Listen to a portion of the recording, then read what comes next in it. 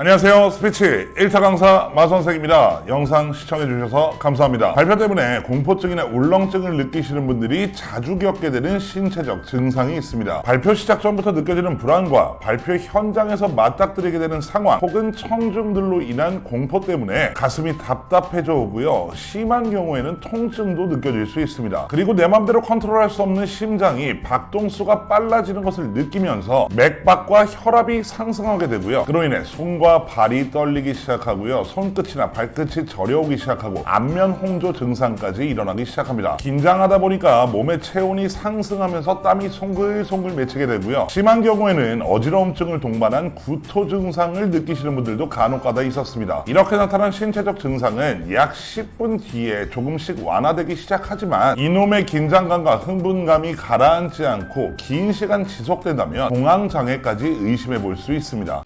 이 신체 증상이 나타나는 이유를 뇌과학적으로 살펴보면 분노나 슬픔, 두려움에 대한 감정들이 편도체 활성화로 인해 극대화되면서 자율신경계와 호르몬 분비 등을 조절하는 시상과 시상하부에도 영향을 주게 되는데, 시상하부에서 조절하는 기관이 교감신경계와 부교감신경계고요. 이 교감신경계와 부교감신경계의 밸런스가 무너지게 되면서 앞서 말씀드린 신체적 증상이 나타나게 됩니다. 참고로 교감신경계와 부교감신경계는 자율신경계의 양대 산맥이라고 할 수 있고요. 교감신경계는요, 주로 긴장이나 공포, 흥분 등을 느낄 때 신체적 활성화를 돕는 기관이고요. 부교감신경계는요, 정신을 안정시키고 신체의 불안과 피로를 회복하는 데 도움을 주는 기관입니다. 이 두 신경계의 공통적인 특징을 찾아보면 내 마음대로 통제가 불가하다는 것에 있습니다. 그런데 발표나 남들 앞에서 이야기를 해야 될 때는 상황 자체가 나에게 스트레스와 긴장, 공포로 다가오다 보니까 교감신경계에서는 너무나도 자연스럽게 생존에 필요한 대근육 위주로 활성화가 되게 되고요. 이에 따라 소근육 운동 기능이 약화되면서 운동 제어 능력을 상실해버립니다. 그렇지만 나의 긴장과 공포를 도와줄 수 있는 부교감신경계가 억제되어 버리는 상황이 되기 때문에 나의 정신을 안정화시켜줄 수 있는 회복 능력이 현저하게 떨어져 버리는 상황이라는 거죠. 영상을 보시는 여러분도 발표나 말하기가 아닌 살면서 한두 번씩은 꼭 겪게 되는 일이 있는데 바로 싸움이죠. 주먹다짐. 누군가와 심하게 다투어서 주먹다짐을 하거나 혹은 주먹다짐 근처까지 가는 상황이라면 제가 지금 말씀드린 교감, 부교감 신경계가 어떻게 움직이고 있는지를 느낄 수 있습니다. 그 싸움하기 전에 손발이 막 떨리기 시작하고 숨은 계속해서 가빠져 오고, 그리고 도망가느냐 싸우느냐 막 기로에 서 있을 때, 그래서 도망가느니 싸우는 게 낫겠다 싶어서 그때부터는 이제 적으로 인식된 상대방밖에 보이지 않죠. 그리고 적이라고 인식된 상대에게 막 달려가서 상대방을 쓰러뜨리기 위해서 대근육 위주로 계속해서 팔과 다리를 휘두르기 시작합니다. 그리고 싸우면서 상대방에게 맞거나 상처가 나더라도요, 그때 당시에는 아프지도 않아요. 고통이 느껴지지 않는 거죠. 무통. 그러다 점점 싸움이 커지게 되면 주위 사람들이 한두 명씩 말리기 시작하고요. 말리면 더 소리 지르죠. 야, 너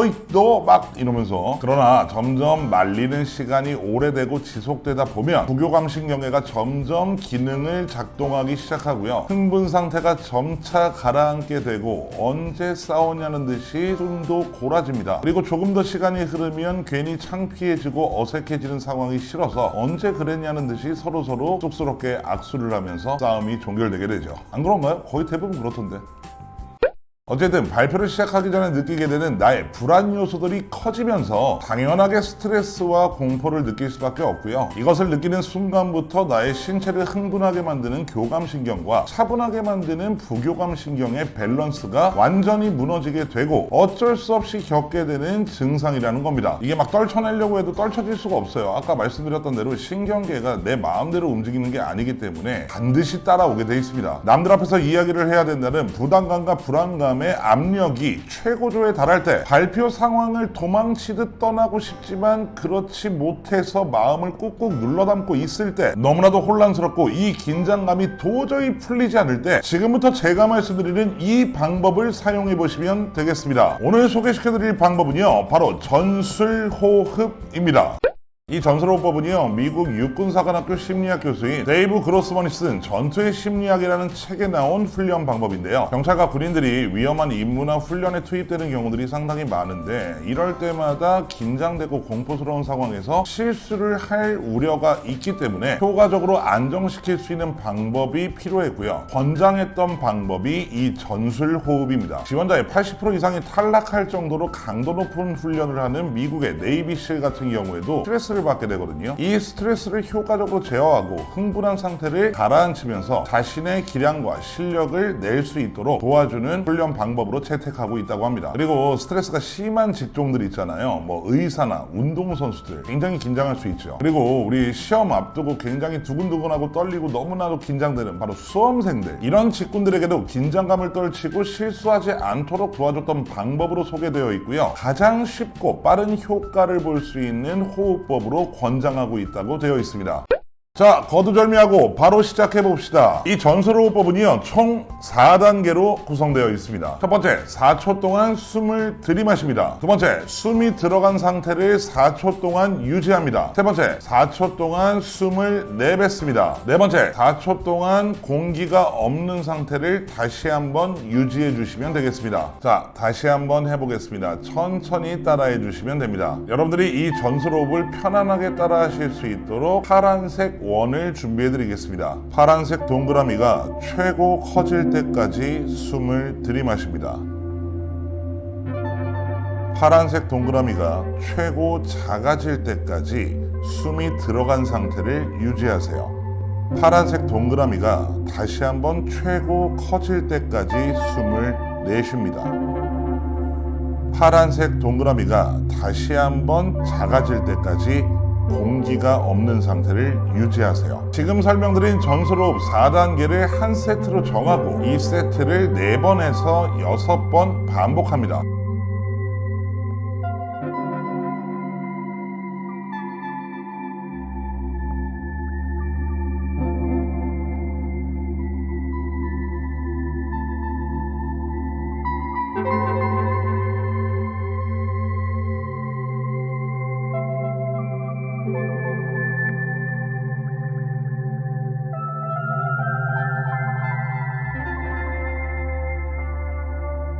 어때요? 마음이 편안해지셨습니까? 앞서 말씀드린 대로 내 마음대로 통제하거나 조절하지 못하는 교감신경계의 활성화로 인해 신체가 흥분하게 되면서 나타나는 변화 중에서 심박수를 내릴 수 있고요. 호흡이 가빠지는 것을 방지하는 데 탁월한 효과를 보인다고 합니다. 저도 이 컨텐츠 만들면서 전술호흡이라는 것을 처음 알게 되었는데 생각해보니까 제가 MC를 보거나 강의를 준비할 때가 되면 저도 긴장을 하니까 무대 뒤에서 계속해서 심호흡을 하거나 숨을 골았던 적이 있었거든요. 전술호흡이랑 조금 비슷한 것 같긴 합니다. 사실 한숨을 쉰 게 더 많긴 하지만 어찌됐든 도움이 되었던 것만큼은 확실한 것 같습니다. 그리고요, 여러분들이 전술호흡을 할 때 머릿속으로 내가 나를 스스로 컨트롤한다는 생각을 가지고 호흡을 해주신다면 더 좋은 결과가 있다고 하니까요, 참고 부탁드리겠습니다.